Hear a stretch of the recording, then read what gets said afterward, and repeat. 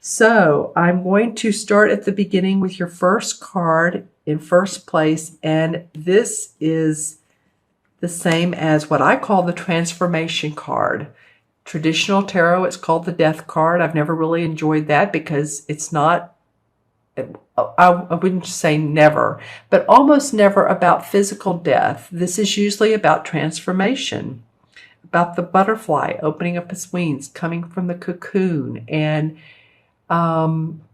it may be that some of you all feel like you've had to transform out of a relationship that hasn't worked out, and you've become a new you, or you're feeling new spiritual alignment within yourself, or you've been at a job that's possibly not worked out.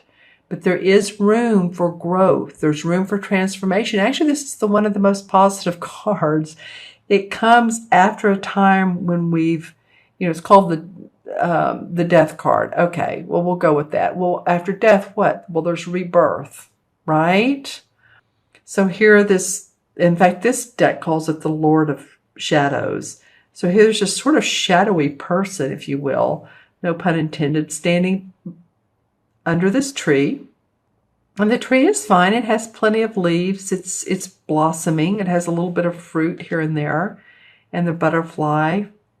And then there's a water well, so there's always abundance. And then this man and boy are walking into the meadow. So they've come out of a place of stagnation and they're going into the new. And that's what I was talking about a minute ago at the beginning of the reading is this is a year to do that numerologically. It really, really is. I don't know what your personal year is. Add 1 to your month and day of birth and add all 3 of those together. That will give you your personal year. And if you'd like a reading about your numerology and cards, then I'd be more than happy to do that. But again, the overall flavor of the world is people are wanting to break out of bounds and do things differently. And if you've been forced to do that or in some form or fashion, then, so be it and go with it.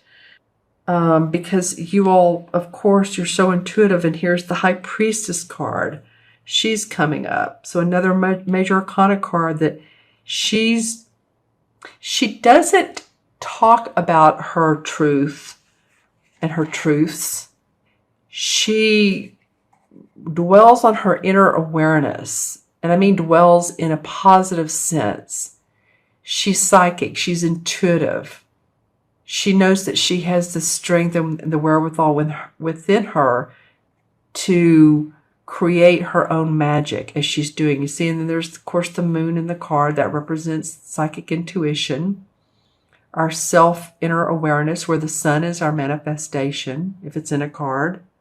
So she's making new magic because she just knows that's the best thing for her to do. She's always going with the tides. She knows the cycles, like I said, of the moon. So she knows that there's a full moon, then it goes back down to the sliver, the new moon. And she gets that life is not always peachy and roses, that sometimes we need to recreate. There can also be hidden truths that come out when she's around, because she does represent the mystical side of life. So it could be that too, if some hidden truths come out in your relationship, in your job. And speaking of, the card in the middle is the Two of Swords. So these two are negotiating, maybe a new contract. They're trying to work things out. And between the two, or between, and on the other side are these 2 major arcanas, actually all surrounded except for this card. So you may be negotiating new contracts. You may be in negotiations of business. Maybe at the place of employment where you are, you may need to take a lesser salary for what you're doing, or maybe a different position. But some of you are needing to negotiate. But again, use your inner strength and confidence while doing so. Below you have the what's the same as the Emperor card. In this deck, it's called the Horned God, but this would be the Emperor below the Two of Swords.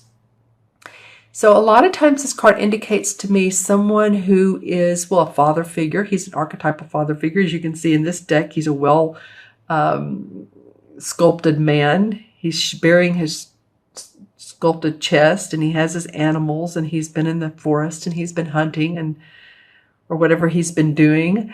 But he's a man of nature, and he knows he can survive because he knows the skills of life and the skills of nature itself. He has the fox and the bear and the deer, the birds, raccoon. So this archetypal father, and this could be in the human world, or this could be, oftentimes this is a spirit that's passed over, that, you know, maybe a father figure, someone who's on the spirit side, an archangel who could be helping you with this transformation. Boy, that was hard for me to say. I was like, felt like I was in slow-mo when I said that, Scorpio. That was interesting. Maybe this transformation's coming over a period of time, and you've known about it or not. But anyway, it supports this negotiating. So feel the strength and the power of the archetypal father, man, very authoritative man, confident. Be confident in your negotiations, in your skills. When you're talking to other people, you don't have to boast or brag, but just be confident. And I can handle this. I can do this. These are the things I can do. Even if you walk out of the office, if you're talking to someone, wow, you know, and your knees want to collapse and your face is red, or you feel like you're sweating. And my dog just decided to bark on that one, giving you extra strength. So I'm just saying that with all these major arcana cards that are surrounding this guy, this situation here, the universe really, really, really is taking note of you this particular 2 weeks. On the left-hand side of the Emperor is the High Priest, or the Hierophant. And the Hierophant card is about social or spiritual teachings. It could be a structure of spiritual teachings, but it might be too that you're studying mythology, or you're studying the mystics of the past, or you're channeling. I mean, I don't know. This could go in a variety of ways. You guys might be studying people who are deep into, trance meditation. But this comes out strong, and it's interesting that both the High Priest and the High Priestess are in your spread. She's more inwardly and more intuitive, inward, self-aware. I was saying the moon is inward, the sun is outward. So he's manifesting. So it might be learning with other people, reading and listening to people online, on YouTube, spirituality. It's what's outside of you. A mentor, someone you really appreciate and respect, that maybe you don't know, who's famous or not. But I'm just saying this is normally the pursuit of scholarly or spiritual teachings. It could be for higher learning. Higher learning can also mean higher learning within the work that you do. But it's under this transformation. It's under this transformation card. So that would make sense. I mean, this makes perfect sense. He's in the scholarly spiritual pursuit, and he's transforming. And you're transforming. Okay? Yeah. And then underneath the 6th card is the 7 of Swords, which they call a themes in this deck. Actually, you have 2 sword cards. 1, 2. You have 4 major arcana cards and 2 sword cards. Such an unusual reading, Scorpio.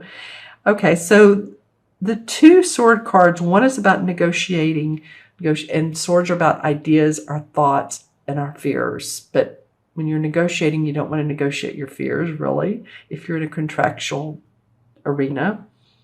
The Seven of Swords is about being shrewd. As you can see, this guy has come out of the forest. He's been hunting. He has his hunt, all of his, whatever you call it there. I don't hunt, so I'm not sure. But his 7 swords are on the back of his satchel here. And then he's walking home to his spouse. But he's turning around and he's looking back in that forest like, I got out of there. And, you know, it's like a minute ago when I was talking about walking out of an office after you've negotiated a deal. You know, it's that same feeling. He's looking back thinking, that took some planning. That took some tactical or shrewd planning, but I did it. So this being the last card of this particular spread, I feel like this is something that you all are going to gain throughout this next couple of weeks or so. Could be into March again. You know, again, the swords are about our thoughts, our fear, our inner thinking. You have a lot of inner this month because of the Major Arcana and the 2 thought cards. It's not so much about doing at the end of this month. I mean, you may have to, but it's not focusing on that as much as it is conceptualizing, feeling the support, the spiritual and psychic stuff, and the transformation. Okay, interesting. Let's pull some clarification cards out of the Hanson Roberts deck. That's what the top wants to come out. The 3 of Swords. Well, another sword card. Okay, a sword card. Well, the 3 of Swords is moving past a negative experience. And the experience could be a love relationship. It is a heart. And it could be about a job or a personal relationship. But with this 3 of Swords comes new beginnings. So it's not all bad. It's new starts, and it could be about this transformation here, helping you to transform. 3 of Pentacles. Your first Pentacle card, good. Okay, so the 3 of Pentacles is about learning new skills. It's apprenticeship, going back to school, learning, you know, she's talking about this High Priest. So that could be part of it, is, again, learning new talents and abilities that you need to keep going with your work or your job or to get a new job. The Star card. Wow, you guys. Another Major Arcana. Wow, okay. So the Star is the star. She's seeing the stars in the sky. She's handling the water. So she's between worlds. She's paying attention to the spiritual world, and she's feeling the human world. So she knows how to incorporate both. She feels like she has come a long way.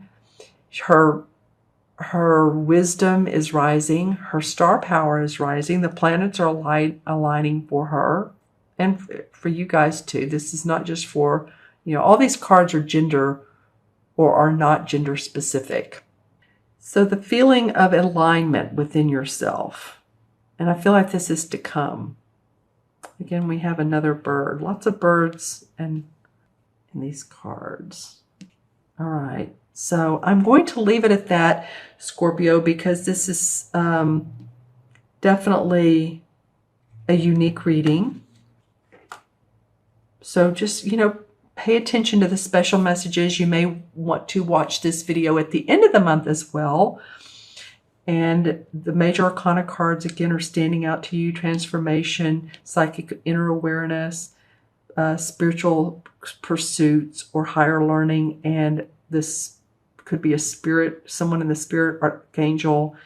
If you look for signs and synchronicities of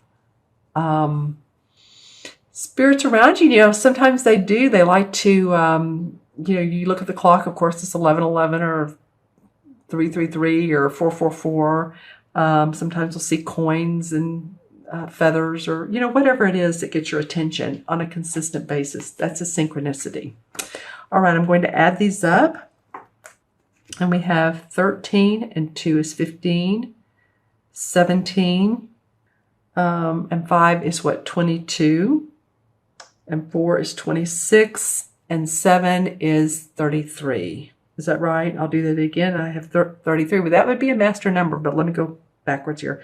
7 and 4 is 11, and 5 is 16, 17, 18, 19, 20, and 13 is 33. Okay, so 3 and 3 is a master number. I don't deduce that. I will to match the major arcana, but not in numerology.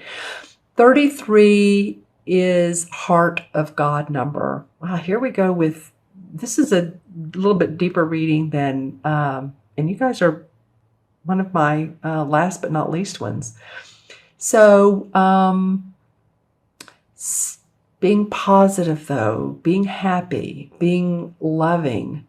3 is cheery. 3 is cheerfulness. Don't be hard on yourself. Be happy, be open, be playful.